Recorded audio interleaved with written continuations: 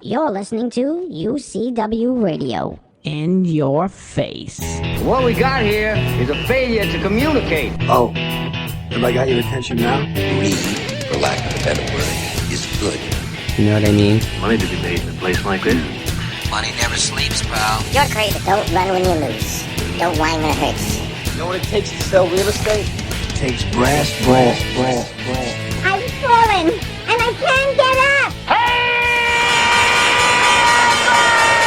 All right, welcome to Money Never Sleeps. This is the show where we talk about anything and everything that impacts the flow of money from around the corner to around the world. And today we're talking about cryptocurrencies. We're talking about SPACs. We're talking about NFTs in the digital future. A lot of things going on, a lot of news over the weekend. A lot of activity. You have Bitcoin, ready to burst through 60,000. You have Visa, and they just basically set it up that they're allowing the cryptocurrency USD to settle transactions. Okay, this is something that Ripple was doing with MoneyGram that was allowing them to settle transactions quicker. Okay, which made everything move quicker. It was cheaper to do everything else. Visa is doing it now.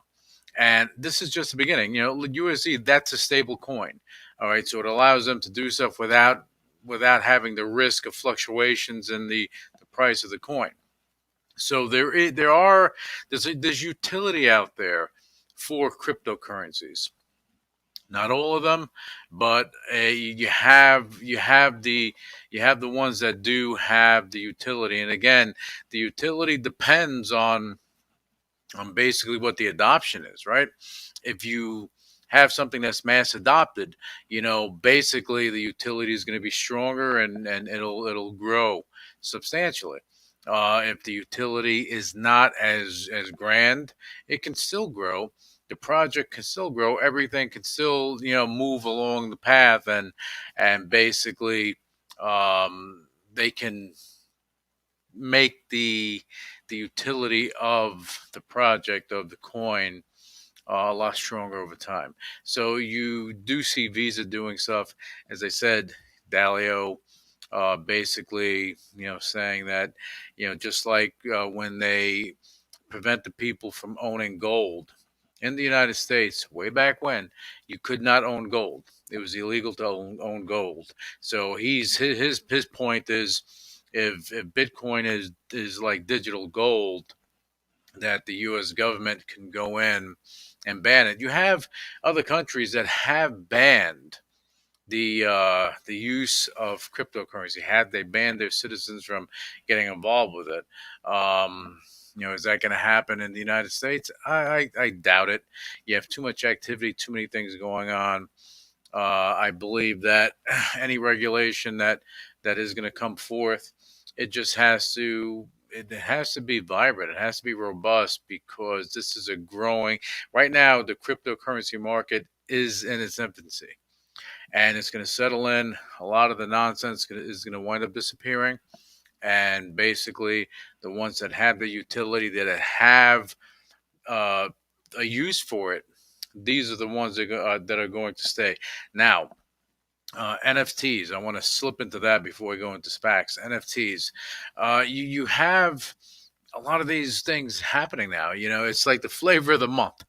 You have a lot of non-fungible tokens being issued. You have these digital artists, or these artists that are going out, and these celebrities and athletes, and basically they're going out and they're saying, "Oh my God, we can go capitalize on this and that, and go sell a digital piece of art or a digital version of what I have for $1 gazillion, so on and so forth." When you got John Cleese coming in and looking to do something like that as well, it becomes interesting, because you have to look at the big picture here. Okay, now with NFTs, the most interesting part of it is first, when an NFT is issued, it represents one item. And that's the problem. And I wrote an article about it. That's the problem that I see, is it represents one thing, one solitary thing. Nothing wrong with that. It gives truth to the situation. What I have an issue with is, what does that do? So you own that particular item. Now, if it's a print, if it's meant to be multiple pieces, multiple NFTs for one item, then that's something completely different, because you wind up having a collectible. And is it going to accrue in value? Yeah, I guess it depends on how they do it. If you're buying an original piece of art, here goes my problem. You're buying an original piece of art, and you purchase it, just like with people, the $69 million deal. Um, the bottom line is, as the owner, you should have all rights to reproduce it, all rights to license it out, all rights to do whatever you want, burn it if you want to. Okay, you should have all rights to do that. And something, when you give people that ability, they buy it, they own it, they do whatever they want to do with it. The bottom line is, just like if you're buying a piece of art. If I buy a piece of art, it's a one of a kind. That means it's not going to be reproduced again. All right, I own it. That means I can do anything I want with it. Okay, I can make prints. I can monetize it as much as I want, and that's the beauty of that I see of having the right type of NFT. If you can monetize it, then it's good, and it's good for the artist too, because now their work's getting out a little further. Okay, don't know if a lot of artists are doing that. Don't know if a lot of NFTs are even allowing that. I think that the ones that do are the ones that are going to shine brightest. You have to look at all that. And the one thing about NFTs, and you have to do your research. You have to do your research, because you have NFTs, and when you have it, again, it doesn't trade. It doesn't trade like a cryptocurrency. You have a transaction that happens. It registers on their blockchain. It may register as well on Ethereum on their blockchain, or whatever backbone it's on. It doesn't have to necessarily be Ethereum. Don't make that mistake. It doesn't necessarily have to be Ethereum. It can be another backbone that it's on. So now that happens. Okay, when you have that block, it has certain information in there. Okay, it has your key code on there. It has the link to the artwork. Okay, and this link to the artwork, you better hope that it works. 9 times out of 10, I'm sure you're not gonna have an issue with it. The only problem that I see is that if you have the original piece and you have it online, and there's a code and there's everything there with it, okay, that's the most secure you can be with it. But if the way that the links are now, and there's a whole system that they have in place, basically you could, there's a possibility that in 6 months, a year, in 2 years, in 3 years, whatever it is, that link's not going to work anymore. It's possible. And then what do you have? You have an NFT that you bought, and you don't have the item. So other protocols have to be put into place to make this better. It is not the best system, but it will get better. Same way with Bitcoin. It wasn't the best system, but you have the passionate people around it. And what did they do? They started building infrastructure around it. That's why you have Coinbase, you have other platforms that help to make it better, help to make it more robust. And you're going to see this type of thing with NFTs, and that's going to help to keep people safe, make people feel comfortable when they're doing something. They know that they're not going to wind up losing it. Okay, it can happen. So just, if you're looking to buy an NFT, just do your research. I know I've seen NFTs with athletes, and they're animated cards and so on and so forth. Topps was doing this for a long time, but they weren't using an NFT type of situation. They had something internal, which I'm sure if they wanted to turn it into that, they could, and that would make it a lot better for them. But the reality is, they were not late to the game with that. They just didn't get involved in blockchain, which, if ever they do, then Topps is going to be the main player in the digital space for sports cards. I'm just saying. Let's see what happens there. But now with cryptocurrency, as I said, the ones that have the utility, especially when you talk about NFTs, if you have one that has a utility, has a strong backbone, NFTs can be, linked into it to have transparency. And I believe that Ethereum's not the only show in town. You'll have other ones that'll be as secure, as stable, that'll give different opportunities out there to different groups.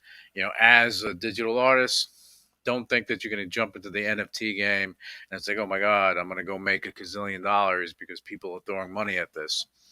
You have to understand that there's a lot more involved with it, and whatever organization you're dealing with, they have to do the marketing and so on and so forth to help you to do that. No, not everyone's going to have that $60 million payday that people had. You're going to have, if you have an original piece, hopefully, it grows in value for you, for the buyer. Anyway, enough of the NFTs and crypto. SPACs. Oh, wait, got to go back. Okay, something that Cathie Wood said about Bitcoin. She said, Bitcoin is there's a lot more growth to happen. Okay, and it's getting very interesting. Not my words, her words. You can look at and go onto Bloomberg or something like that, and you can see what she said. I just thought it was interesting that someone on that level that has beat the S&P, that beat the market, beat every other money manager on the street, time and time again, is now looking at that. But then again, Jack Dorsey and Square and the CFO of Square and a lot of other groups have been strong supporters of Bitcoin and cryptocurrency, and now they're seeing the glimmer of light at the end of the tunnel, and it's going to be very interesting. Very interesting. All right, now we can go into SPACs. SPACs a million. You have SPACs coming out. I think you have anywhere from 3 to 15 SPACs coming out a week. A lot of them are. They're coming out because there's so much dry powder around, and you have just so much money that's there and that has to be put to work. The thing is with a SPAC that the SPAC sponsor, they have 24 months to get a deal done. But don't think for a second that when they're doing this, they don't have an idea of what they want to do. Okay, they do. But you have a lot of SPACs out there that have a lot of money sitting there doing nothing. Investors, don't want to sit there for 24 months and then get nothing out of it. So things are going to start happening. You're going to see a lot of companies coming public that you never thought would go public. You never heard of, probably, that'll wind up going public because the SPACs are hungry for growth. They're hungry to deal with good people that are basically in growth mode. And if they catch those companies early on, the investors in the SPACs, they will do extremely well. What was happening for a while, people were gambling. They were buying SPACs, not knowing what they were going to do, and they were trading it up. Wrong thing to do. If you believe in the SPAC sponsor, if you believe in who's putting it together, I'm sure you can do that. But if you don't know what they're going to get involved with, it's a gamble. It's a gamble. So SPACs usually come out at about $10. They can go to $9.50, they can go to $11.50, in that range, which is fine. When they start going $20, $30, $40, that's a problem because you have no idea what they're going to be involved with. So I think we're going to see that stabilization as far as pricing is concerned as more people enter the market and they understand what a SPAC is and what it can do. Okay, and as I said, you're going to see a lot more companies coming to market that you never thought you would see or that you never heard of before. So just be on the lookout for that stuff. It's going to be interesting because some of these companies will sneak up on you that are gems. They're gems, but you've never heard of them. So you're going to see that happening. And we're going to see a lot more of it. A lot of SPACs coming, a lot of companies that are looking for those great partners. So connecting them, it's something that's going to get done. You have people that are doing that now, and I think we're going to see more of that happening. All right, and the digital future is bright. Let me end with this: the digital future is bright. Whether you're in finance, whether you're in real estate, whether you're in digital art, NFTs, whether you are in any industry, medical, okay, military, whatever sector you're in, the digital future is where it's at. The companies that are in this space are going to prosper. There's going to be competition, yes, but there's going to be so much growth around. It's not like two companies that are competing for one product. You have a lot of things going on. There's going to be a lot of opportunity. A lot of companies going to sneak up on you, and all of a sudden, boom, they're in your sights. You had the opportunity. You didn't pull the trigger. Then all of a sudden, they're out of your grasp, and they're gone. And someone else will wind up grabbing it. And I say that when it comes to institutions that are looking to do deals, with growth companies. For the longest time, the ball was in their court. So, I don't know, they would go and shuffle things around, look at documents all day, and pick and choose if they liked something, if they didn't like something, if it made sense, but they would just get such an influx of deals coming in that game is changing.